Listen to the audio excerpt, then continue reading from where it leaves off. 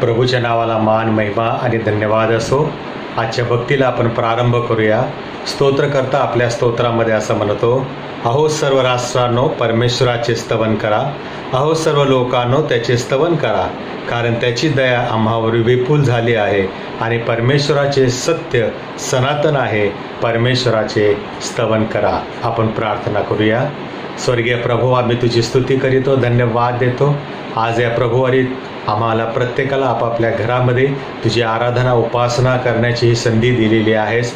प्रभुदेव बाप्पा, आमच्या देशामध्ये विशेष करून महाराष्ट्रामध्ये जे करोना महामारीमुळे तुझे मंदिरे प्रभुदेव बाप्पा बंद करण्यात आलेली आहेत. प्रभू, आम्ही प्रार्थना करतो तुझ्या मंदिराची दारे लवकर उघड, यासाठी की तुझ्या सर्व भक्तांनी एकत्र येऊन एक दिलाने, एक मनाने, एक चित्ताने तुझी स्तुती आणि आराधना, तुझ्या उपासना मंदिरात करावी.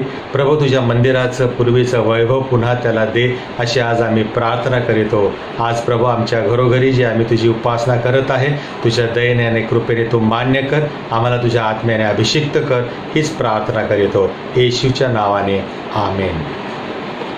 गेल्या काही रविवारपूर्वी आपण ले लीडर संडे साजरा केला होता आणि त्यावेळेला श्री सुदेश कांबळे यांनी देवाच्या वचनातून आपल्याला सुंदर मानना दिला आणि भक्तीचं चालकपण श्री शरद बारसे यांनी केलेले होते. आज आपण पाहणार आहोत की श्री सुदेश कांबळे हे भक्तीचं चालकपण करतील आणि देवाच्या वचनाचा मानना आपल्या चर्चचे ले लीडर श्री शरद बारसे हे देणार आहेत.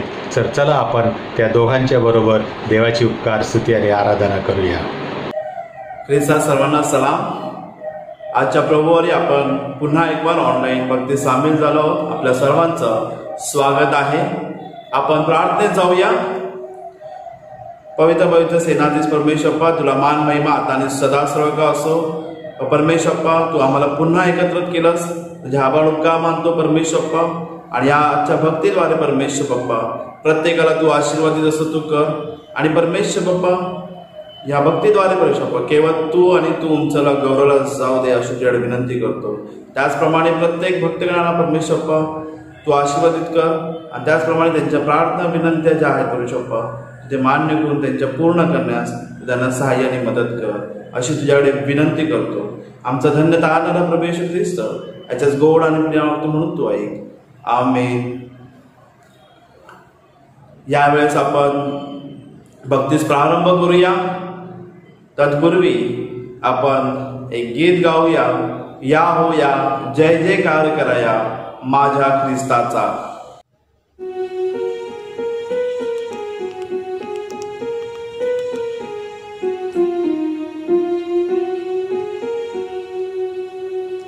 या हो या, जय जयकार कराया माझ्या ख्रिस्ताचा.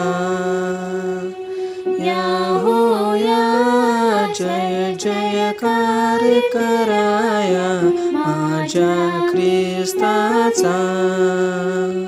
ख्रिस्ताचा त्या जगदुद्धाराचा, माझ्या येशूचा. ख्रिस्ताचा त्या जगदुद्धाराचा, माझ्या येशूचा. हो या, जय जयकार कराया माझ्या ख्रिस्ताचा. हो या, जय जयकार कराया माझ्या ख्रिस्ताचा. येशूच्या देवाच्या शब्दाचा, माझ्या देवाचा. येशूचा देवाच्या शब्दाचा, माझ्या देवाचा. या हो या, जय जयकार कराया माझ्या ख्रिस्ताचा. या हो या, जय जयकार कराया माझ्या ख्रिस्ताचा. देवाचा राजांच्या राजांच्या, माझ्या बापाचा देवाचा राजांचा राजाचा माझ्या बापाचा याहोया जय जयकार कराया माझ्या ख्रिस्ताचा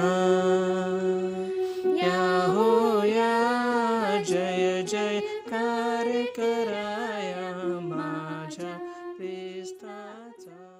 आजच्या प्रभुवारासाठी जे नेमलेले स्तोत्र, शास्त्रपाठ आणि शुभवर्तमान ऐकणार आहोत आणि आळीपाळीने स्तोत्र वाचन रिचर्ड सरे आणि परिवार हे करतील.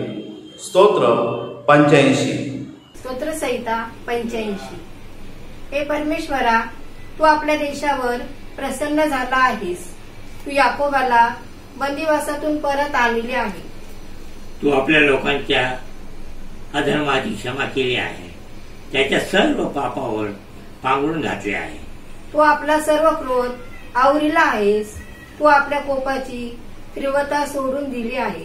हे आमच्या उद्धारक देवा, आम्हाला परत आण आणि आम्हा कोळी आपला रोष नाहीसा कर. तू आमच्यावर सर्व काळ कोपलेला राहणार काय? पिढ्यानपिढ्या तू आपला क्रोध चालू ठेवणार काय? तुझ्या लोकांनी तुझ्या ठाईस हर्ष पावावा म्हणून तू आमचे पुनरुत्थान जीवन करणार नाहीस काय? हे परमेश्वरा, तुझ्या दयेचा आम्हाला अनुभव येऊ दे व तू सिद्ध केलेले तारण आम्हाला दे. परमेश्वर, देव काय करी, देव बोलेल ते मी ऐकून घेईन, कारण तो आपल्या लोकांशी व आपल्या भक्ताशी शेमकुशलाचे भाषण करेल. खरोखर त्याचे भय धरणाऱ्यांना त्याने सिद्ध केलेले तारण समीप असते, यासाठी की आमच्या देशात वैभव नांदावे. त्याचे भय धरणाऱ्यावर त्याने सिद्ध केलेले तारण खरोखर समीप असते, यासाठी की आमच्या देशात वैभव नांदावे. दया व सत्य ही एकत्र झाली आहे. नीती व शांती यांनी एकमेकाचे चुंबन घेतले आहे. पृथ्वीतून सत्य बाहेर पडत आहे. स्वर्गातून न्यायत्व अवलोकन करीत आहे. जे उत्तम ते परमेश्वर देईल आणि आमची भूमी आपली फळे देईल. त्याच्या पुढे नीतिमत्व चालेल व त्याची पावले इतरांना मार्गदर्शन होईल. आताच आपण स्तोत्र ऐकलं. यावेळेस आपण प्रथम शास्त्रपाठाचे वाचन करूया. आपणासाठी प्रथम शास्त्रपाठाचे वाचन आपल्या चर्चचे सभासद अशोक मकासरे हे करतील आणि पहिला शास्त्रपाठ आहे यशया याचा 45 अध्याय 1 ते 7 वचन. प्रथम शास्त्रीय भाग वाचूया. जुन्या करारातील यशया संदेशाच्या 45 अध्यायामधील 1 ते 7 वचने आपण वाचूया. परमेश्वर कोरेशास नेमून दिलेली कामगिरी. परमेश्वर म्हणतो, कोरेश अभियुक्त आहे. त्याच्यापुढे राष्ट्रीय पदार्पण करण्यासाठी मी त्याचा उजवा हात धरला आहे. राज्यास आपला कमरा सोडवण्यास ती मी लावितो. त्याच्यापुढे दरवाजे उघडतील, वेशी बंद करणार नाहीत असे मी करीतो. परमेश्वर त्याला म्हणतो, मी तुझ्यापुढे चालेन व उंच सकल असलेले सपाट करीन. मी पितळी दरवाजे फोडून त्यांचे तुकडे करीन. लोखंडांचे अडसर मोडून टाकीन. तुला अंधारातील निधी व गुप्तस्थळी लावलेले धन देईन. म्हणजे तुला समजेल की तुला तुझ्या नावाने हाक मारणारा मी परमेश्वर इस्रायलचा देव आहे. माझा सेवक याकोब, माझा निवडलेला इस्रायल, याच्यापुढे मी तुझे नाव घेऊन हाक मारी. तू मला ओळखीत नव्हतास तरी मी तुला उपनाव दिले आहे. मीच परमेश्वर, अन्न कोणी नव्हे, मज वेगळा देव नाही. तू मला ओळखत नव्हतास तरी मी तुला सज्ज केले. येणेवरून सर्वांनी जाणावे की भगवतीपासून मावतीपर्यंत मज वेगळा कोणी नाही. मीच परमेश्वर, अन्य कोणी नव्हे. प्रकाश करता, अंधाराचा उत्पन्न करता, शांतीचा मालक, शांतीचा जनक व अर्यष्टाचा उत्पादक मीच आहे. हे सर्व करणारा मी परमेश्वर आहे. परमेश्वर वाचलेल्या वचनावरती आशीर्वाद देऊ. आमीन. यावेळेस आपण दुसऱ्या शास्त्रपाठाचे वाचन करणार आहोत. आपणासाठी आपले चर्चचे सभासद ॲडव्होकेट विजय मिरपगार हे वाचन करतील. आणि दुसरा शास्त्रपाठ आहे पौलाचे करिंथकरास दुसरे पत्र, याचा पहिला अध्याय 15 ते 22 वचन आपण पाहूयात. संत पावलाने करिंथकरास लिहिलेले दुसरे पत्र, याचा पहिला अध्याय वचन 15 ते वचन 22 पर्यंत. असा भरोसा बाळगून तुम्हास दोनदा कृपादान मिळावे म्हणून पहिल्याने तुम्हाकडे यावे, तुम्हाकडून मासोदियास जावे, नंतर पुन्हा मासोदियाहून तुम्हाकडे यावे आणि तुम्ही मला यहूद्याकडे वाटेस लावावे असा माझा भेद होता. तर तसा भेद असता मी चंचलपणा केला काय, अथवा मला होय होय नाही नाही अशी धोडसोड करता यावी म्हणून जे मी योजितो ते देह स्वभावाप्रमाणे योजितो काय. देव विश्वसनीय आहे. आमचे तुम्हाबरोबरचे बोलणे होय नाही असे नाही, कारण देवाचा पुत्र येशू ख्रिस्त याची घोषणा आम्हाकडून म्हणजे मी, सिल्वान व तिमोथेय यांच्याकडून तुम्हामध्ये झाली ती होय नाही अशी नव्हती, तर त्याच्या ठाई होय अशीच होती. देवाची वचने कितीही असोत त्याच्या ठाई होय हे आहे, म्हणून आम्ही देवाच्या गौरवाला त्याच्याद्वारे आमेन म्हणतो. जो आम्हाला अभिषेक करून तुमच्याबरोबर ख्रिस्ताच्या ठाई सुस्थिर करीत आहे तो देव आहे. त्याने आम्हाला मुद्रांकित केले व आमच्या अंतःकरणात आपला आत्मा हा विसार दिला. येथे पत्रपाठ समाप्त होतो. यावेळेस आपले चर्चचे पाळक रेव्हरंड डॉक्टर सुनील आवळे हे शुभवर्तमानाचं वाचन करतील. आजच्या मननासाठी जे शुभवर्तमान घेतलेलं आहे त्याकडे आपण लक्ष देऊया. प्रभू तुम्हास असो. शुभवर्तमान संत लूक यांनी लिहिलेल्या शुभवर्तमानातील 4थ्या अध्यायात शुभवर्तमान लिहिले आहे आणि त्याच्या 16व्या वचनापासून शुभवर्तमानास प्रारंभ होतो. मग ज्या नासरेतात येशू लहानाचा मोठा झाला तेथे तो आला आणि आपल्या परिपाठाप्रमाणे शब्बात दिवशी सभास्थानात जाऊन वाचावयास उभा राहिला. तेव्हा यशया संदेशाचे पुस्तक त्याला दिले. ते पुस्तक त्याने उघडून जे स्थळ काढले त्यात असे लिहिले होते की प्रभूचा आत्मा मजवर आला आहे, कारण दिनांत सुवार्ता सांगण्यास त्याने मला अभिषेक केला. धरून नेलेल्यांची सुटका व आंधळ्यांची दृष्टी ही विदित करावयास, ठेचलेल्यांचं मोकळे करावयास, परमेश्वराच्या प्रसादाचे वर्ष विदित करावयास त्याने मला पाठवले आहे. हे ख्रिस्ताचे शुभवर्तमान आहे. यावेळेस आपण प्रेषितांचा मतांगिका सर्वजण एकत्र मिळून म्हणूया. प्रेषितांचा मतांगिका याचे पुढारी पण ले लीडर शरद बारसे हे करतील. आपण आपला विश्वास प्रकट करू. सर्वसमर्थ एकच देव जो पिता, आकाश पृथ्वी आणि सर्व दृश्य वादृश्य वस्तूंचं उत्पन्न करणारा, त्याविषयी मी विश्वास धरितो. आणि एकच प्रभू येशू ख्रिस्त देवाचा एकुलता एक पुत्र, तो सर्व युगापूर्वी आपल्या पित्यापासून जनित झाला, देवापासून देव, प्रकाशापासून प्रकाश, खऱ्या देवापासून खरा देव, जो जनित आहे कृत नाही, जो पित्याच्या तत्वाचा आहे, ज्याकडून अवघे झाले, जो आम्हा मनुष्यासाठी आमच्या तारणासाठी स्वर्गात उतरला आणि पवित्र आत्म्याच्या योगाने कुमारी मर्यादेपासून देहधारण मनुष्य झाला आणि पंत पिलादाच्या वेळेस आम्हासाठी ज्याला खुशी दिली, ज्याने दुःख भोगिले व ज्याला पुरले, तो शास्त्रलेखाप्रमाणे तिसऱ्या दिवशी पुन्हा उठला आणि स्वर्गात चढला आणि पित्याच्या उजवीकडे बसला आहे. आणि जो जिवंतांचा मेलेल्यांचा न्याय करायला गौरवाने पुन्हा येणार आहे, त्याच्या राज्याचा अंत होणार नाही, त्याविषयी मी विश्वास धरितो. आणि पवित्र आत्मा जो प्रभू जीवनदाता, पिता व पुत्र यापासून जो निघतो आणि पिता व पुत्र या सजेची आराधना गौरव होते, जो भविष्यवाद्यापासून बोलत असे, त्याविषयी मी विश्वास धरितो. आणि एक पवित्र कॅथलिक व पेशीचे एकलेसीविषयी मी विश्वास धरितो. पापांच्या क्षमेसाठी बाप्तिस्मा याचा मी पत्करितो आणि मेलेल्यांचे पुनरुत्थान व परलोकीचे जीवन यांची मी प्रतीक्षा करतो. आमेन. आत्ताच बाळासाहेबांनी शुभवर्तन वाचलंय. त्याचप्रमाणे मंडळीतून शास्त्रपाठ वाचण्यात आले, स्तोत्र वाचन करण्यात आले आणि आता आपल्यामध्ये ले लीडर शरद बारसे हे पवित्र शास्त्रातील वचनातून आपल्याला मानना देतील. प्रभूची स्तुती असो. मी शरदचंद्र बारसे पुन्हा एकदा प्रभू येशूच्या नावाने आपल्या सर्वांचं स्वागत करतो आणि परमेश्वराला धन्यवाद देतो की परमेश्वराने मला ही संधी दिलेली आहे. पुन्हा एकदा मी परमेश्वराच्या नामाचा महिमा त्याच्या वचनाद्वारे करावा. आजचा माझा मननाचा विषय आहे अभिषेक. आज आपण अभिषेक या विषयावर मनन करणार आहोत, काही नवीन शिकणार आहोत. अनॉइंटिंग हा शब्द आपण नेहमी वापरतो, ऐकतो, उच्चारतो. आपल्या ख्रिस्ती जीवनामध्ये अनेक वेळा बोलतो आपण अभिषेक, अभिषेक, अभिषेक. अभिषेकचा उद्देश काय आहे, तो का करावा, कोणी करावा, कोणासाठी करावा, कधी करावा, हे आज आपण बघणार आहोत. आणि अभिषेक या शब्दाचं गांभीर्य काय आहे हे देखील आपण जाणून घेणार आहोत. आपल्या बायबलमध्ये अभिषेक हा शब्द अनेक वेळा वापरला गेलेला आहे. अनॉइंटिंग बद्दल बायबल काय सांगते ते आपण पाहू. चला आपण प्रार्थना करू. पवित्र पवित्र सेनाधीश परमेश्वरा, तुझ्या नामाला मान, महिमा आणि गौरव आता आणि सर्वदा असो. ही कृपा धन्यवाद करतो, आभार मानतो, उपकार मानतो की पुन्हा एक वार हा प्रभुवार तू आमच्या आयुष्यात दाखवलेला आहेस.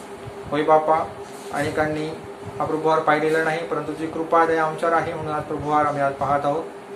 आज प्रभुदेव बापा, तुझ्या वचना मनन करत असताना प्रभुदेव बापा प्रत्येकाला मार्गदर्शन कर, तुझ्या पवित्र आत्म्याचा स्पर्श कर, लागण्या शक्ती, सामर्थ्य, आरोग्य आणि बुद्धी दे. होय बापा, मी बोलत असताना माझ्या जीवेला, कंठाला, ओठाचा स्पर्श कर आणि तुझा आणि तुझं गौरव तू करून घे. ही लहानशी प्रार्थना माझा तारणा प्रभू येशू ख्रिस्त त्याच्या गोड आणि प्रिय नामे मागतो म्हणून तो ऐक. आमेन. आज आपल्या ख्रिस्ती जीवनात अनेक वेळा अनेक प्रकाराने आपण अभिषेक हा शब्द वापरतो, उच्चारतो.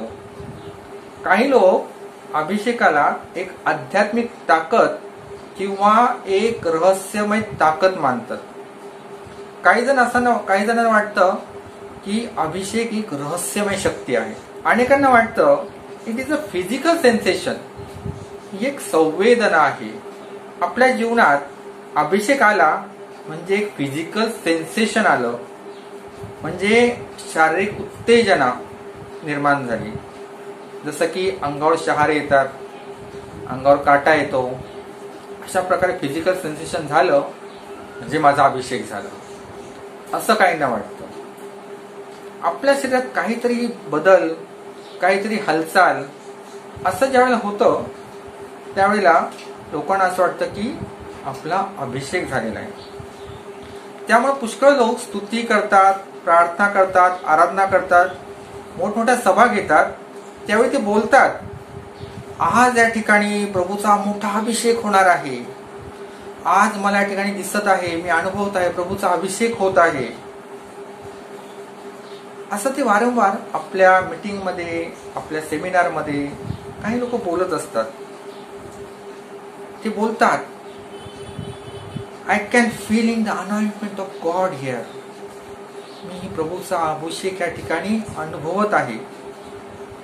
हे सारे शब्द आज आपण पाहूया. अभिषेक अनुभवता येतो का, फिलिंग आहे का, सेन्सेशन आहे का, सर्व आज आपण पाहूया. बायबल याबद्दल काय सांगतं हे विशेष करून आपण आज पाहूया. सर्वात प्रथम अनॉइंटिंग या शब्दाचा उगम कसा झाला हे आपण पाहू. मी तुम्हाला सांगू इच्छितो की पूर्वी इस्रायल देशामध्ये मेंढरे पाळणं हा त्यांचा व्यवसाय होता, म्हणजे प्रोफेशन होतं. आणि पुष्कळ लोक मेंढपाळ होते. ह्या मेंढऱ्यांना पुष्कळ लोकर असते अंगावर, माहिती असेल आपल्याला. तो मेंढी असो किंवा मेंढा असो, त्याला लोकर असते. आणि मेंढपाळाकडे असे अनेक मेंढपाळ असतात आणि ते चरायला घेऊन जात असते. पुष्कळ लोकर असल्यामुळे काय होतं, त्या लोकरीमध्ये काही किडे होत असे, इन्सेक्ट व्हायचे. आणि त्या किड्यांमुळे त्या मेंढरांच्या जीवावर सुद्धा बेतायचं. मेंढरांची खूप मोठी हानी व्हायची त्या किड्यांमुळे. ती कशी व्हायची तुम्हाला सांगतो. की ही किडे त्या मेंढरांच्या लोकरीमध्ये वाढत जाऊन जाऊन एवढी व्हायची की ते त्यांच्या मानेपर्यंत यायची. मानेपर्यंत आले की ते हळूहळू कानापर्यंत जात होते आणि कानापर्यंत गेले की ते आत कानामध्ये जात. आणि कानामध्ये एकदा किडा गेला तर तो त्या ठिकाणी मग पोखरायला सुरुवात करतो आणि मग तो मेंदूमध्ये जातो आणि मग तो प्राणी मृत्यू पावतो. अशा प्रकारे त्या किड्यांच्या उत्पत्तीमुळे त्या मेंढरांची हानी होत होती आणि त्या मेंढपाळांना अतिशय तोटा किंवा काय होतं नुकसान सहन करावं लागत होतं.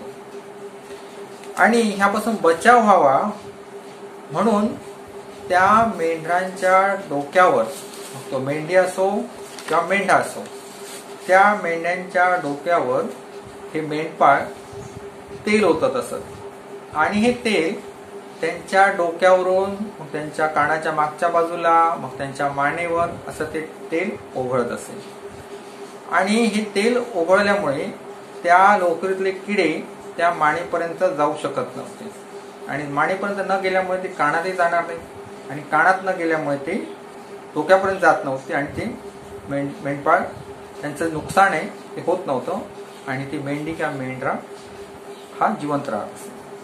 तर अशा प्रकारे त्या तेलाचा उपयोग त्या मेंढरांच्या रक्षणासाठी डोक्यावर टाकल्याने होत असे आणि त्याला अनॉइंट किंवा तेल टाकणे किंवा तेल ओतणे किंवा तेल लावणे अशा प्रकारे अनॉइंट या शब्दाचा उगम मेंढपाळांच्या ह्या कृतीपासून सुरू झाला.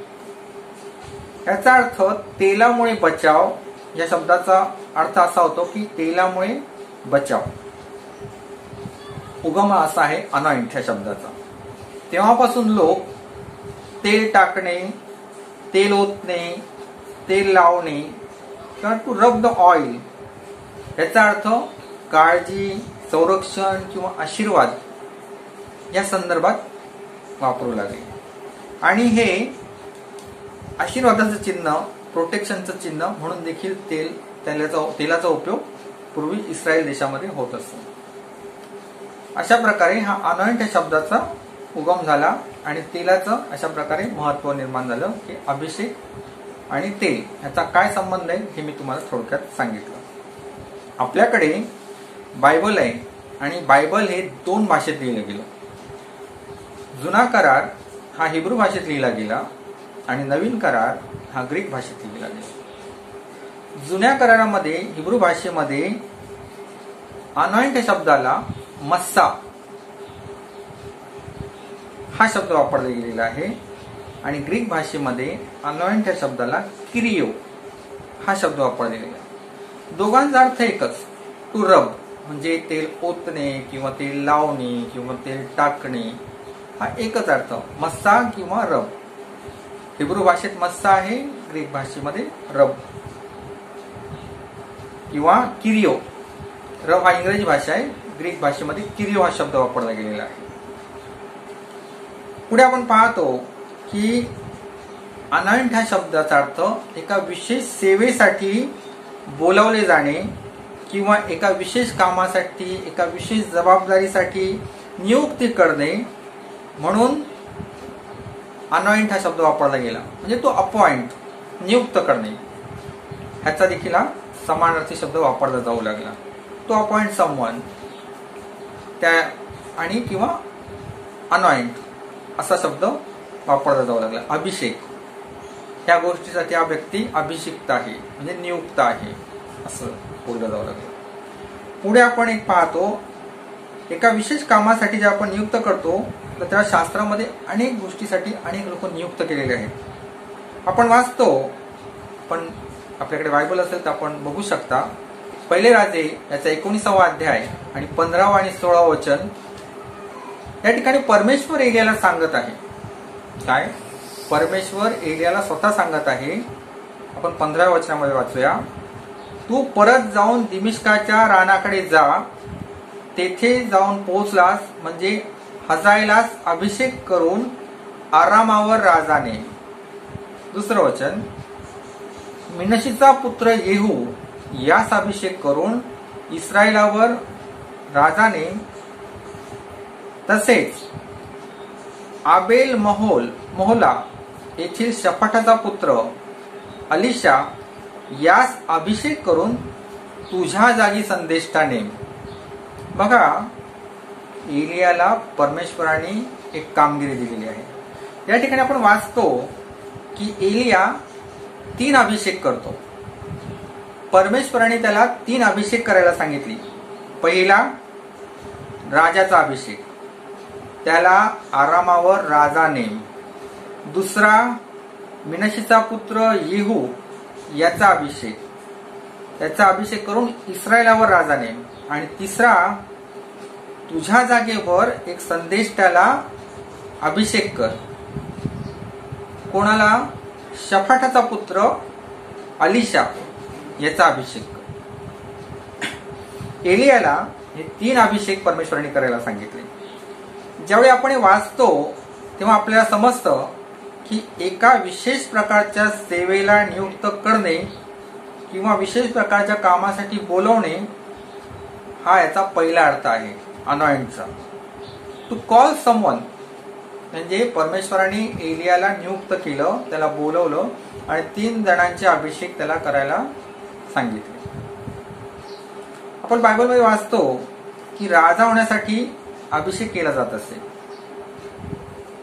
याजक होण्यासाठी अभिषेक केला जात होता, संदेष्टा होण्यासाठी अभिषेक केला जात होता. जुन्या करारामध्ये दावीद राजाचा अभिषेक झाला, शौल राजाचा अभिषेक झाला, अलिशा संदेशाचा अभिषेक झाला. निर्गमाच्या पुस्तकामध्ये आपण वाचतो परमेश्वराने मोशाला सांगितलं की तू जाऊन अहरोनाचा अभिषेक कर आणि त्याला पदावर नियुक्त कर.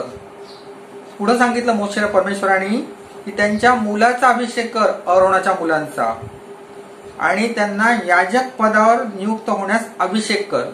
म्हणजे पर्पज देखील सांगितलं, फक्त अभिषेक करायचा नाही, राजा होण्यासाठी अभिषेक कर, संदेष्टा होण्यासाठी अभिषेक कर, याजक होण्यासाठी अभिषेक कर.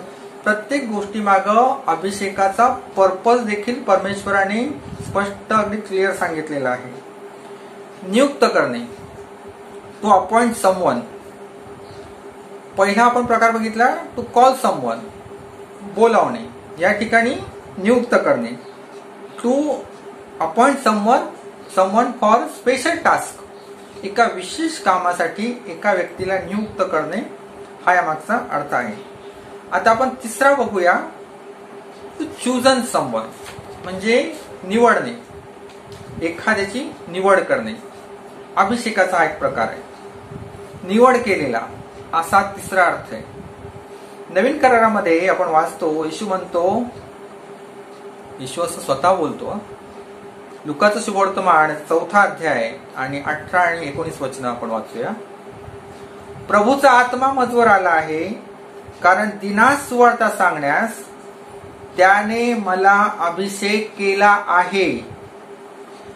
धरून नेलेल्यांची सुटका व आंधळ्यास दृष्टी ही विदित करावयास, ठेचलेल्यास मोकळे करावयास, परमेश्वराच्या प्रसादाचे वर्ष विदित करावयास त्याने मला पाठविले आहे, असं प्रभू येशू ख्रिस्त स्वतः म्हणतो.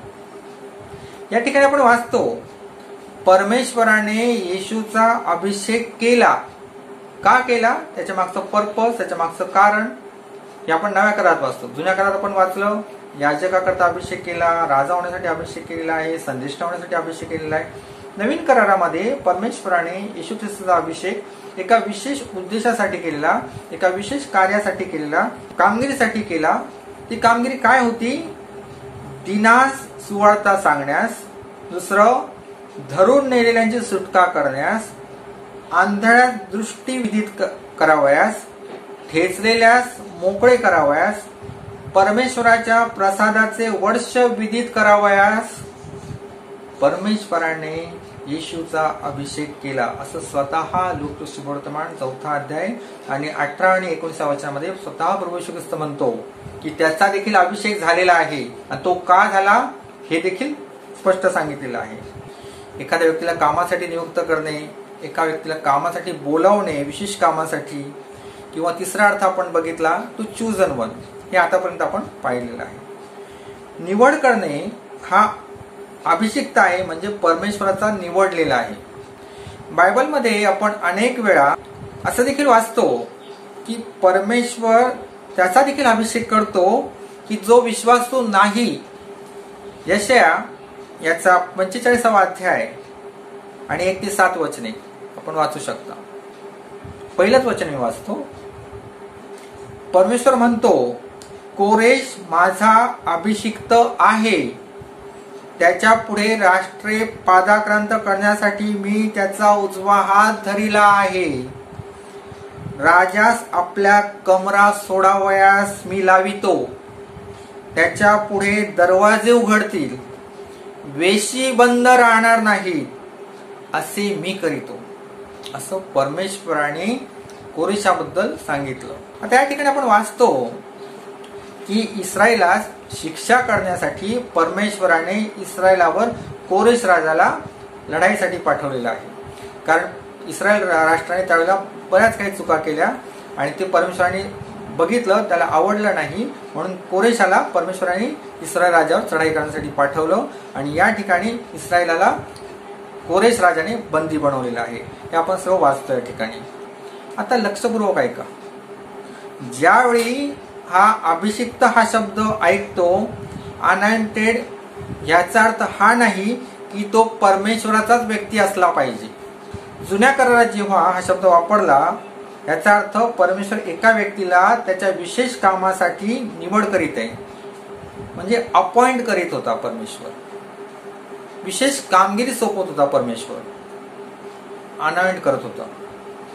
जरुरी नाही की परमेश्वराने ज्याची निवड केली त्या व्यक्तीचा उद्धार झालेला पाहिजे, तो तारण पावलेला पाहिजे. कारण इतिहास असं सांगतो आपल्याला की कोरेश राजाचा परमेश्वराने उद्धार केला नव्हता, तो उद्धार दिला नव्हता, परंतु त्याचा परमेश्वराने अभिषेक केला.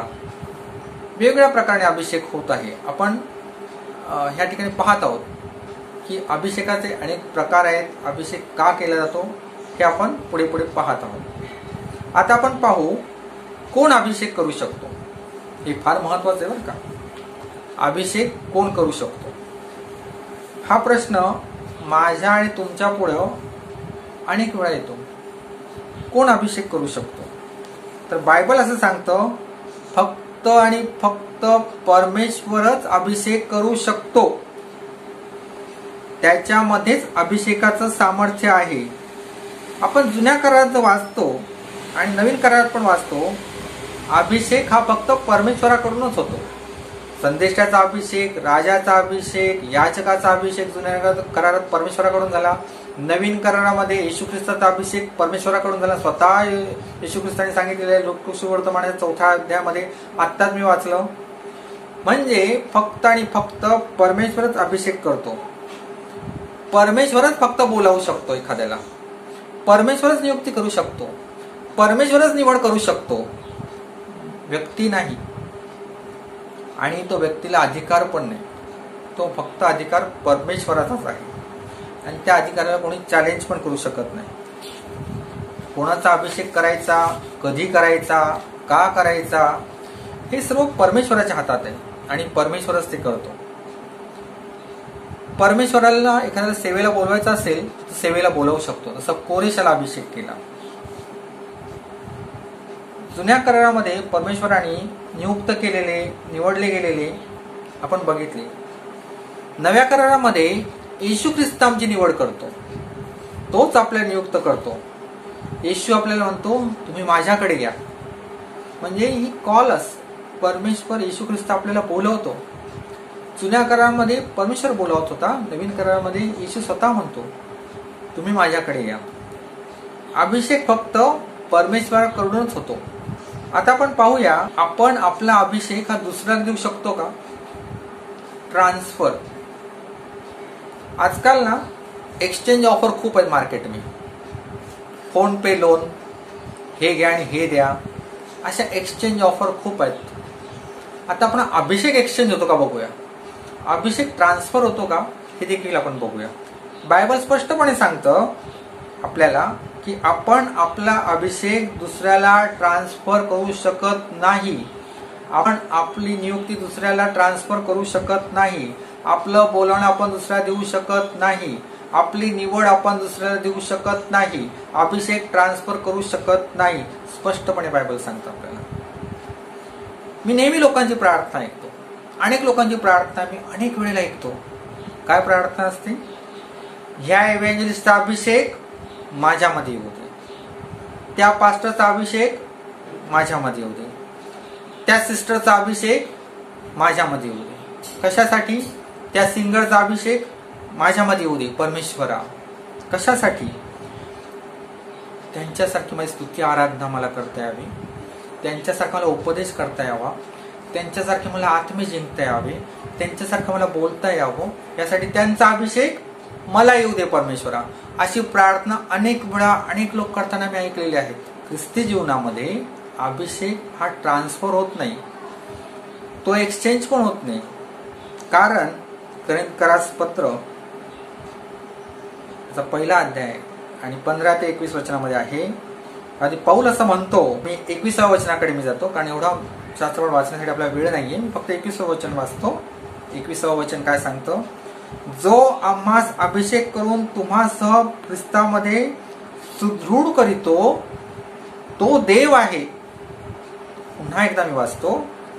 जो आम्हास अभिषेक करून तुम्हासह ख्रिस्तामध्ये सुदृढ करीतो तो देव आहे.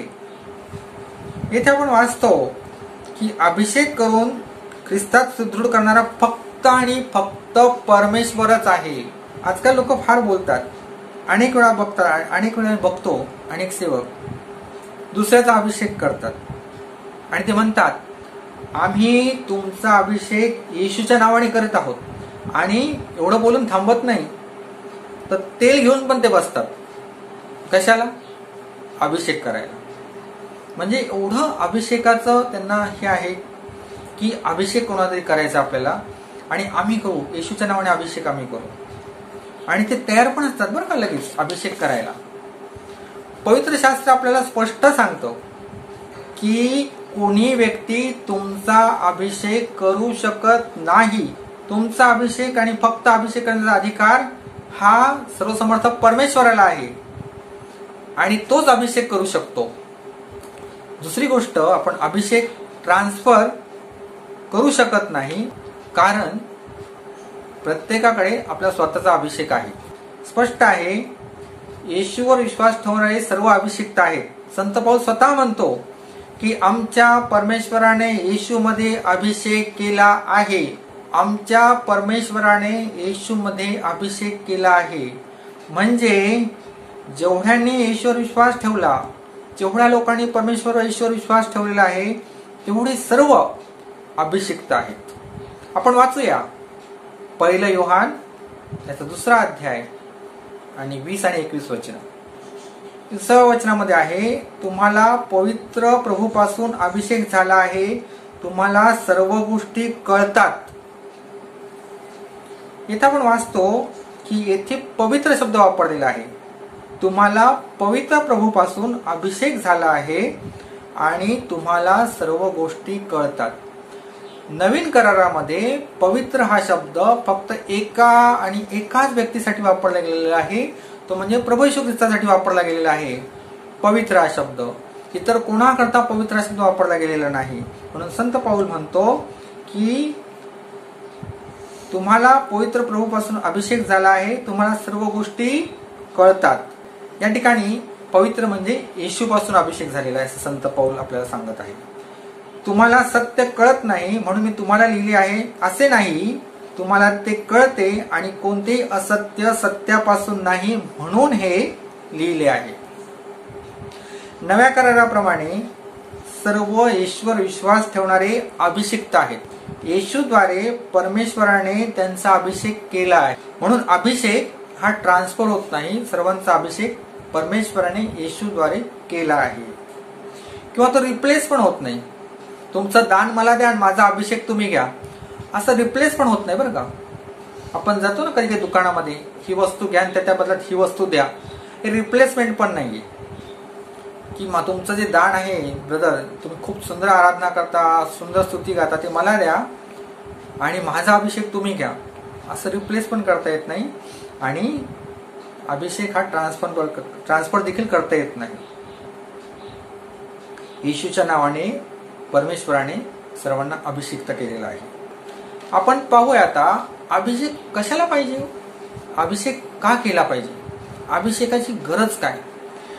एवढं आपण अभिषेक करतो. अभिषेक म्हणजे काय, अभिषेकाचे अर्थ पाहिले. अभिषेक ट्रान्सफर करू शकत नाही, अभिषेक रिप्लेस करू शकत नाही. पण अभिषेक कशाला पाहिजे, अभिषेकाचं महत्व काय हे आता आपण जाणून घेऊ.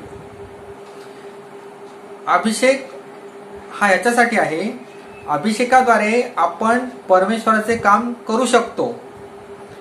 परमेश्वराचं मिशन, परमेश्वराची मिनिस्ट्री ही आपण अभिषेक असेल तरच करू शकतो. हेही तितकं निर्विवाद सत्य आहे. एक गोष्ट मी तुम्हाला सांगू इच्छितो, तुम्ही लक्षपूर्वक ऐका. आपणा सर्वांमध्ये परमेश्वराचा अभिषेक आहे. तो अभिषेक वेगवेगळ्या प्रकाराने आहे. प्रत्येकाची सेवा वेगळी आहे, प्रत्येकाला दान वेगवेगळं आहे, प्रत्येकाचे गुणविशेष वेगळे आहे, प्रत्येकाला काही कलागुण कौशल्य आहेत. अशा प्रकारे परमेश्वराने प्रत्येकाला वेगवेगळ्या प्रकारे वेगवेगळ्या प्रमाणामध्ये अभिषिक्त केलेलं आहे. पाळक अभिषिक्त आहेत. कशासाठी? मंडळीच्या सेवेसाठी. सुवार्थिक अभिषिक्त आहे. कशा करता? आत्मे जिंकण्याकरता. कोणी दया करतो, दयाळू व्यक्ती आहे, तो देखील अभिषिक्त आहे. कशासाठी? गरजवंतावर दया करण्यासाठी. कोणी श्रीमंत आहे, तो आपली संपत्ती गरजवंतांच्या मदतीसाठी देतो, तो देखील त्यासाठी अभिषिक्त आहे की त्याद्वारे गरजवंतांची गरज भागावी, यासाठी तो श्रीमंत व्यक्ती अभिषिक्त आहे. दया करणं देखील अभिषिक्त आहे, कारण त्याद्वारे इतरांना दया करता येते, मदत मिळते. पालक देखील अभिषिक्त आहेत, कारण त्याद्वारे मंडळीची सेवा करता येते. इव्हँजलिस्ट देखील अभिषिक्त आहेत, कारण त्याद्वारे अनेक आत्मे देवाच्या राज्यात घेतले जातात. हे सर्व अभिषेक असल्या वाचून कोणालाही करता येत नाही. आणि अभिषेक हा फक्त परमेश्वराकडूनच मिळतो. परमेश्वराने प्रत्येकाला अभिषेक केलेला आहे. मंडळी हे परमेश्वराचं शरीर आहे आणि त्या शरीराला अनेक अवयव आहेत आणि प्रत्येक अवयव आपापल्या शक्तीनुसार आपापलं कार्य करतो. त्याचप्रमाणे मंडळीतले प्रत्येक लोक अभिषिक्त आहेत आणि ते आपल्यातील कलागुण कौशल्यानुसार, आपल्या देणगीनुसार, आपल्याला मिळालेल्या जे दान आहेत त्यानुसार मंडळीची सेवा करत असतात. त्यामध्ये कोणी प्रिस्ट आहेत, कोणी सिंगर आहेत, कोणी वर्शिपर्स आहेत, कोणी इव्हँजलिस्ट आहेत. हे सर्व मंडळीचे भाग आहेत आणि मंडळी परमेश्वराचं शरीर आहेत आणि शरीराचे अवयव आहेत आणि अवयव हे आपापल्या शक्तीप्रमाणे आपापलं काम करीत असतात. आणि प्रत्येकाला परमेश्वराने वेगळा अभिषेक केलेला आहे. जुन्या करारामध्ये एलिया, शमूएल यांचा अभिषेक परमेश्वराकडून झाला आणि अभिषिक्त हा एक आपल्यामध्ये ऑलरेडी आहे. आजकाल सगळं पैशाने देवाणघेवाण होते म्हणा, सगळ्या गोष्टीला मोल आहे असं म्हटलं जातं. प्रत्येक गोष्टीला किंमत आहे, पण अभिषेकाची किंमत करता येत नाही, अभिषेकाचं मोल करता येत नाही, अभिषेक हा दुसऱ्याला देता येत नाही. अभिषेक हा फक्त परमेश्वर करतो, परमेश्वराकडून होतो, परमेश्वराच्या कार्यासाठी होतो आणि परमेश्वरच तो करून घेतो. हे अभिषेकाचं एक महान तत्व आहे. अभिषेक हा कमी अधिक प्रमाणात पण नसतो. असं नसतं की कोण पाळक आहे त्यांच्याकडे खूप मोठा अभिषेक आहे, कोणी इव्हँजलिस्ट त्याच्याकडे कमी प्रमाणात अभिषेक आहे, कोणी सिंगर त्याच्याकडे फारच कमी अभिषेक आहे, कोणी प्रार्थना करतो, एखादा डोक्यावर हात ठेवून प्रार्थना करतो, त्याच्यावर काहीच अभिषेक नाही, अल्प प्रमाणात अभिषेक आहे. असा कमी अधिक प्रमाणात देखील अभिषेक नसतो बरं का. अभिषेक हा सर्वांना समान असतो. त्या व्यक्तीमध्ये त्याच्या प्रमाणात, त्याच्या कुवतीप्रमाणे, त्याच्या विश्वासाप्रमाणे, त्याच्या ॲबिलिटीप्रमाणे परमेश्वराने अभिषिक्त केलेला आहे. अभिषेक हा कमी किंवा जास्त नसतो आणि आपण सर्वजण येशूमध्ये परमेश्वराने अभिषिक्त केलेले आहोत. आज आपण बरंच काही पाहिलं. अभिषेकाची व्याख्या काय, अभिषेक कसा उगम झाला, अभिषेक कोण करतं, कशा प्रकारे करतो, अभिषेकाच्या पद्धती पाहिल्या, जुना करार, नवा करार, आज आपण सर्व काही या ठिकाणी बघितलं. मला असं वाटतं की आज या ठिकाणी आपण सर्वजण अभिषिक्त आहोत आणि हे अभिषिक्त होऊन आपण परमेश्वराच्या सेवा कार्यासाठी पुढे गेले पाहिजे. परमेश्वर करू आपल्या सर्वांना सेवा कार्य करण्यासाठी अभिषिक्त करू आणि त्या अभिषिक्त होऊन आपण सर्वजण परमेश्वराचे गौरव करू. यावेळेस आपण आपली अर्पणे आदराने व श्रद्धाने प्रभूला सादर करूया. घेण्यापेक्षा देणे यात धन्यता आहे असे जे प्रभू येशू स्वतः म्हणाला, त्या वचनाची आपण आठवण ठेवावी. यावेळेस आपण गीत गाणार आहोत. सर्व ख्रिस्तासाठी काही, सर्व शक्ती जीव प्राण. सर्व ख्रिस्तासाठी काही, सर्व शक्ती जीव प्राण.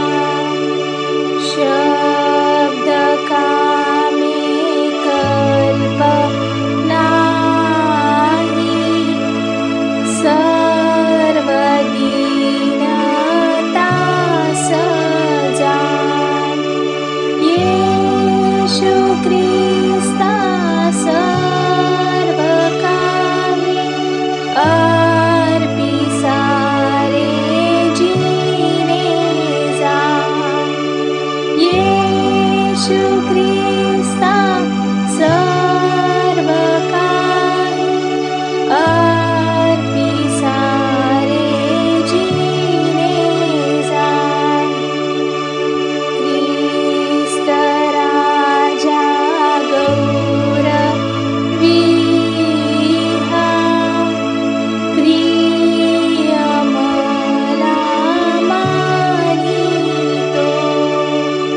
केवळे आश्चर्य पाहा नित्य माझा थारातो. येशू ख्रिस्ता सर्व काही अर्पी सारे जीने जाय. येशू ख्रिस्ता सर्व काही अर्पी सारे जीने जाय. आता जे आपण दान जमा केलं आहे ऑनलाईन माध्यमातून आपण चर्चच्या खात्यात जमा करणार आहोत. तत्पूर्वी आपण त्या दानावर आशीर्वाद घेऊया. पवित्र पवित्र सेनाधीश परमेश्वरप्पा, आजच्या भक्तीद्वारे परमेश्वरप्पा आम्ही जे दान जमा केलं आहे परमेश्वरप्पा, आम्हाला जे मिळकतीतून आम्ही जे हे अल्पसं दान परमेश्वरप्पा तुझ्या भांडारात अर्पण करत आहोत परमेश्वरप्पा. या दानावर तू आशीर्वाद पाठव आणि या दानाचा उपयोग परमेश्वरप्पा तुझ्या सेवा कार्यासाठी, तुझ्या मंदिरासाठी याचा वापर व्हावा असे तू होऊ दे. आणि परमेश्वरप्पा आम्ही प्रार्थना करतो, ज्या हातांनी हे दान दिलंय परमेश्वरप्पा त्या हातांना देखील तर परमेश्वरप्पा तू आशीर्वाद जसं तू कर. आमचा धन्यता आणणारा प्रभू येशू ख्रिस्त त्याच्याच गोड अंतरावर म्हणून तू ऐक. आमेन. यावेळेस मंडळी करता सूचना आहे. चर्चच्या अनेक सभासदांना वार्षिक दान, त्याचप्रमाणे वार्षिक वर्गणी द्यायचे होते, पण लॉकडाऊनचा काळ असल्याने ते शक्य होऊ शकले नाही. म्हणून अनेक सभासदांच्या विनंतीला मान देऊन आपण ऑनलाईन देणगी पद्धत सुरू केलेली आहे. दिनांक 2 ऑगस्ट 2020 आपले चर्चचे सचिव प्रवीण गोडेराव यांनी मेसेज दिलेला आहे चर्चच्या व्हॉट्सअप ग्रुपमध्ये. आपण त्या ठिकाणी जर चेक थ्रू आपण चेक देत असाल, दान देत असाल तर त्या ठिकाणी चेकवरती कोणत्या नावाचं नमूद करणं आवश्यक आहे त्या ठिकाणी दिलेलं आहे. त्याचप्रमाणे ऑनलाईन बँक ट्रान्सफर करण्यासाठीची माहिती आहे ती देखील त्या ठिकाणी नमूद केलेली आहे. आपणास जर शक्य नसेल ऑनलाईन किंवा चेकद्वारे तर आपण पर्सनली लॉकडाऊनचे जे सर्व नियम पाळून रविवारी सकाळी 10 ते 12च्या दरम्यान चर्चच्या ऑफिसमध्ये आपण आपलं दान जमा करू शकतात. याची सर्व मंडळीने नोंद घ्यावी. धन्यवाद. यावेळेस आपण मध्यस्थीच्या प्रार्थनेत जाऊया. हे सर्व समर्थ ईश्वरा, सर्व मानवांसाठी प्रार्थना, विनंत्या व मध्यस्थी करावी असे तू आम्हाला शिकवले आहे. आम्ही प्रार्थना करतो तेव्हा तू ऐक. तू प्रसन्न होऊन आपल्या सार्वत्रिक एकलेसीला सत्याच्या, ऐक्याच्या व एकात्मतेच्या आत्म्याने सदैव प्रेरणा देत असावे म्हणून हे जगत चालका जे तुझे पवित्र नाव पत्करितात त्या सर्वांनी तुझ्या पवित्र वचनाच्या सत्याशी सहमत असावे आणि ऐक्य व ईश्वरची प्रीतीत राहावे म्हणून हे स्वर्गीय बापा, आमचे सर्व बिशप, प्रिस्ट व डिकन यांना विशेषतः तुझे सेवक, आमचे moderator, the most moderator PCC आणि आमचे बिशप रायटर डॉक्टर प्रकाश पाटोळे, त्याचप्रमाणे मंडळीचे पाळक रेव्हरंड डॉक्टर सुनील आवळे यांना आपल्या आचरणाने व तत्वनिष्ठेने तुझे खरे व जीवनदायी वचन प्रकट करण्यास व तुझ्या पवित्र सांक्रमेतांचे अनुष्ठान यथाविधी व योग्य रीतीने चालवण्यास तू आपला दिव्य अनुग्रह द्यावा म्हणून हे सत्य स्वरूपा तुझ्या एकलेसीची उभारणी व शुभवर्तनाचा प्रसार करावा म्हणून ज्या तुझ्या इतर सेवकास निरनिराळी कामे करण्यास तू पाचारण केले आहेस त्यांना आशीर्वाद द्यावा आणि सर्व जग तुझ्या सत्याच्या ज्ञानाने भरले जावे म्हणून हे जगत प्रकाशा तुझ्या सर्व लोकांस व विशेषतः जो भक्तगण येथे आहे त्याला नीट नम्र अंतकरणाने व योग्य भक्तिभावाने तुझे पवित्र वचन ऐकून स्वीकारण्यास आणि तुझी सेवा खरेपणाने, पवित्रतेने व धार्मिकतेने आयुष्यभर करण्यास तू आपला दिव्य अनुग्रह द्यावा म्हणून हे जगन्नायका, तू सर्व राष्ट्रांना नीतिमत्तेच्या व शांतीच्या मार्गाने चालू आणि त्यांचे राज्य करते. विशेष करून आमचे राष्ट्रपती, पंतप्रधान, राज्यपाल व त्यांच्या अधिपत्याखाली असलेले सर्व अधिकारी यास असे मार्गदर्शन कर की तुझ्या लोकांस त्यांनी न्यायाने व शांततेने वागवावे म्हणून हे प्रभू, तुझ्या स्वर्गीय आशीर्वादाने टंचाई व दुष्काळ यांपासून बचाव व्हावा व भूमीचे उत्पन्न हंगामानुसार कृतज्ञ अंतःकरणाने आम्ही उपभोगावे म्हणून हे दयाधना, या नश्वर आयुष्यात जे कोणी क्लेश, शोक, अडचण, दुखणे अथवा दुसरी कोणती विपत्ती, विशेषतः आमचे चर्चचे सभासद आणि परमेश्वर बाप्पा या कोरोना विषाणूने परमेश्वर बाप्पा जे पीडित आहेत, त्याचप्रमाणे आमचे चर्चचे जे सभासद आजारी आहेत, ज्यांचे आम्हास नावे ठाऊक नाही, अशा सर्वांचे तू सांत्वन व सहाय्य करावे म्हणून हे मृत्युंजय प्रभू, तुझ्या निवडलेल्या निष्ठावंत सेवकांसह आम्हाला तुझ्या पुत्राच्या दुःख सहनाचे अत्यर्थ लाभ प्राप्त व्हावे म्हणून हे संत भूषणा, तुझ्या संतांच्या चांगल्या कित्यास आम्ही अनुसरावे व त्यांच्यासह तुझ्या स्वर्गीय राज्याचे सहभागी व्हावे असा अनुग्रह तू आम्हास द्यावा म्हणून आपण सर्वजण मिळून प्रार्थना करूया. हे बाप्पा, तुझे राज्य लवकर येऊ दे आणि असे कर की आम्ही व तुझ्या सर्व सेवकांनी तुझ्या पवित्र आत्म्याच्या सणातून सहभागीपणात संजीवन पावावे आणि तुझा पुत्र येशू ख्रिस्त आमचा एकच मध्यस्थ व कैवारी याचे गौरवीय प्रताप पुनरागमन होईल तेव्हा त्याला आनंदाने पाहावे. आमेन. हे प्रभू येशू ये. ख्रिस्ता सर्वांना सलाम. Praise the Lord. परमेश्वर बाप्पा आजच्या भक्तीत आम्हा प्रत्येकाला सहाय्यकर्ता झाला, त्याचे आभार आणि उपकार मानतो. त्याचप्रमाणे आपल्या सर्व मंडळीचे, कमिटीचे तसेच पाळक साहेबांचे देखील मी आभार मानतो.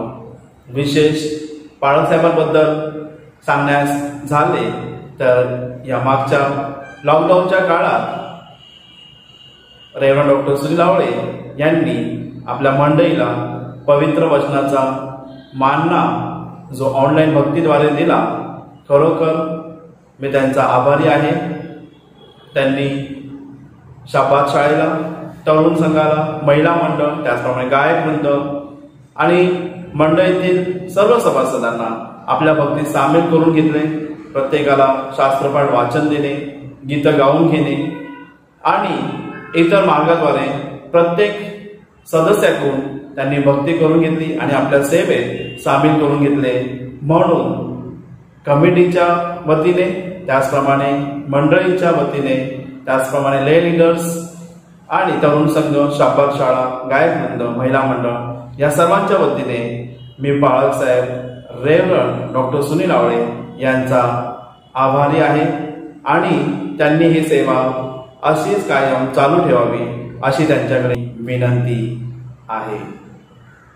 आपण पाहिलेलं आहे की किती सुंदर रीतीने या भक्तीचं चालकपण सुदेश कांबळे यांनी केलेलं आहे आणि देवाच्या वचनाचा भरपूर मानना श्री शरद बारसे हे आमच्या चर्चचे लीडर आहेत त्याने आपणासमोर दिलेला आहे.